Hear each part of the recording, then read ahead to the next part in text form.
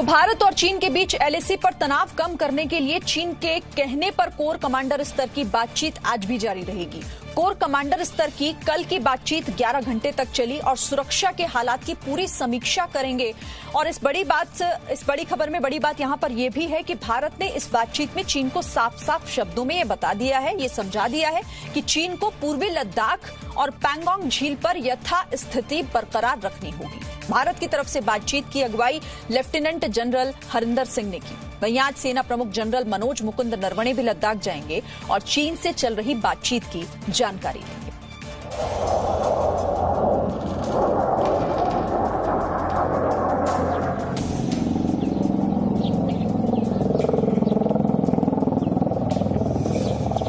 सरहद पर भारतीय सेना की ये तैयारी चालबाज चीन को जवाब देने के लिए है।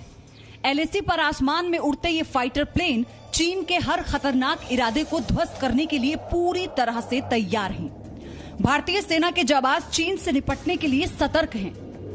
सिर्फ सीमा पर ही नहीं, कूटनीति के मंच पर भी ड्रैगन की चाल को मात देने की तैयारी हो चुकी है।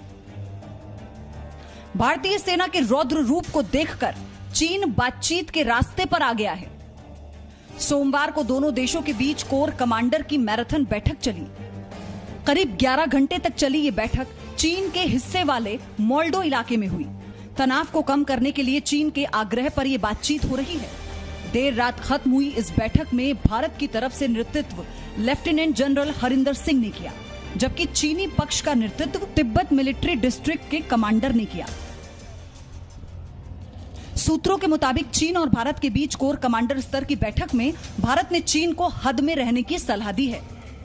भारत ने बैठक में कहा कि एलएसी पर चीन पहले की स्थिति बहाल करे। चीन की सेना को 2 मई से पहले की पोजीशन पर लौटने की मांग की गई है। पूर्वी लद्दाख के पैंगोंग तसो इलाके में चीनी सैनिकों को हटाने को कहा गया है। भारतीय अफसरों ने गलवान में हुई हिंसक झड़प पर नाराजगी भी जाहिर की। झड़प को चीन की सुनियोजित साजिश और क्रूर कृत्य बताया। भारत ने कहा कि चीन लद्दाख में अपने सैनिकों की पोजीशन यथा स्थिति पर लाए। हालांकि अभी चीन की ओर से पीछे हटने पर कोई प्रतिक्रिया नहीं आई है। बताया जा रहा है कि चीन पीछे हटने के मूड में नहीं है, लेकिन चीन को यह समझ लेना चाहिए कि भारत के सैनिक इंच इंच के लिए लड़ने को तैयार हैं। चीन की हर हिमाकत का माकूल जवाब देने के लिए चौतरफा प्लान बन चुका है। ब्यूरो रिपोर्ट, जी मीडिया। तो चीन अपनी इस हरकत के बाद अब खुद ही आग्रह कर रहा है इस बैठक को लेकर, जिसके बाद ये बैठक 11 घंटे तक चली और आज भी ये बैठक जारी रहेगी। रक्षा विशेषज्ञ पीके सहगल इसे लेकर क्या सोच रहे हैं, उनके नजरिए से आपको सुनाते हैं। कल हिंदुस्तान और चीन के कोर कमांडर लेवल की बातचीत 11 घंटे चली, देर रात तक चलती रही, लेकिन उसके बाद कहा है कि मीटिंग आगे भी जारी रहेगी। इससे साफ नजर आता है कि चाइना जो है वो अपने लेवल पर, उनका जो कमांडर अपने लेवल पर फैसला नहीं ले सकते। तो हिंदुस्तान ने साफ तौर पे कहा कि सारा एग्रेशन जो है उसको वोकेट करना पड़ेगा और चाइनीज को डी एस्केलेट करना पड़ेगा, चुशुल से भी, दीपसांग से भी, और जहां तक हॉट स्प्रिंग का ताल्लुक है, गलवान का ताल्लुक है और सौशालू का ताल्लुक है, यहाँ से पीछे हटना पड़ेगा जहां पे वो मिड अप्रैल में थे। इसके लिए वहां के कोर कमांडर को बीजिंग से परमिशन लेनी होगी और ये साफ तौर पर नजर आता है ये परमिशन जो है जीपेंग के अलावा और कोई नहीं दे सकता।